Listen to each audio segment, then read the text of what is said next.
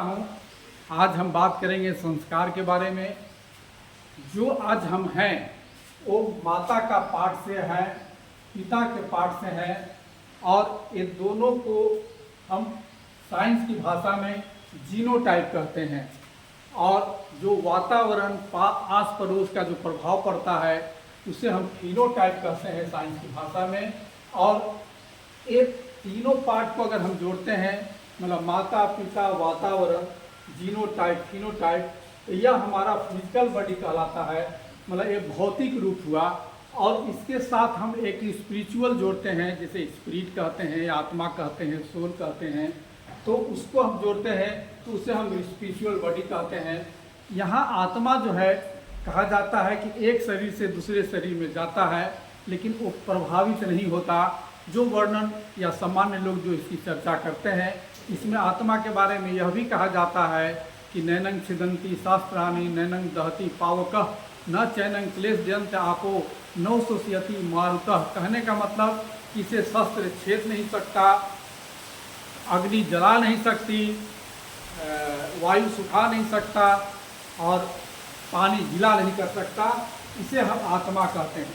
लेकिन जिस आत्मा को हम जब पाली साहित्य में देखते हैं तो यह आत्मा यहाँ मरणशील नहीं, परिवर्तनशील आत्मा है।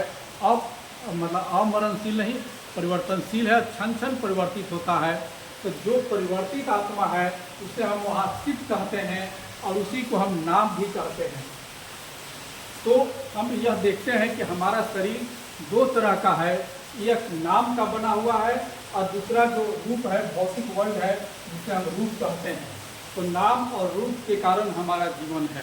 अब यहाँ देखते हैं कि माता के कारण पिता के कारण हमारा रूप जो होता है धारण करते हैं, वह माता के तरफ से आता है, पिता के तरफ से आता है।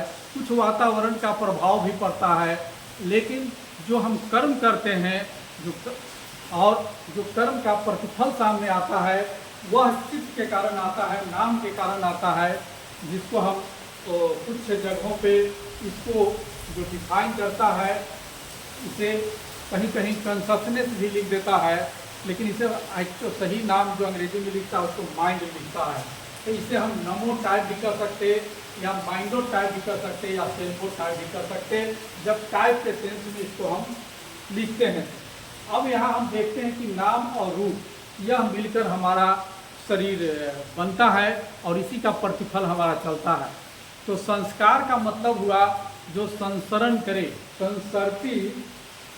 संसरती की संखारा, मतलब जो संसरण करे, जो आगे बढ़े, उसे ही हम संस्कार कहते हैं। तो माता से आगे बढ़ा, पिता से आगे बढ़ा, वातावरण से, और अल्टीमेटली जो माइंड है, जो चित्त है, उससे आगे बढ़ा। तो यहाँ चित्त जो संसरण करता है, जो आगे बढ़ता है, वही संस्कार कहलाता है। और इसको हम कहीं कहीं डिफाइन यह भी पाली साहित्य में देखते हैं कि कुशल और अकुशल जो हम कर्म करते हैं उसे ही हम संस्कार कहते हैं। कुशलानन कम्मानन अधिवचनोति संखारो, यह नाम है। मतलब कहने का मतलब संखार का या संस्कार का ये डिफिनीशन दिया जाता है। अब हम नाम को देखते हैं, अगर इसको हम तोड़ते हैं, जो नाम या सेल्फ जिसे कहे, या ये तो आत्मा या चित्त कहते हैं, इसको हम तोड़ते हैं तो इसमें देखते हैं, इसमें चार पार्ट होते हैं।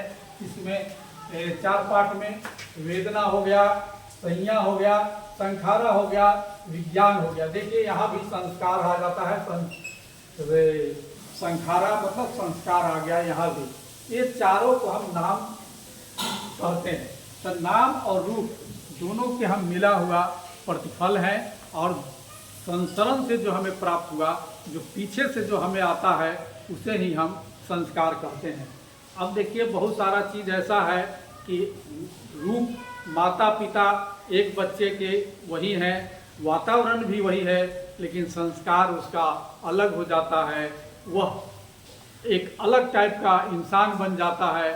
तो अलग टाइप का जो इंसान बनता है, उसको कहीं ना कहीं से वो जो चित्त है वहीं से डोमिनेटिंग फैक्टर काम करता है, और वह डोमिनेटिंग फैक्टर जो काम करता है हमारे संस्कार को पूर्णतः प्रभावित करता है।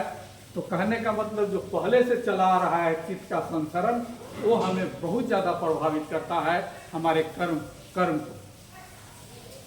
सा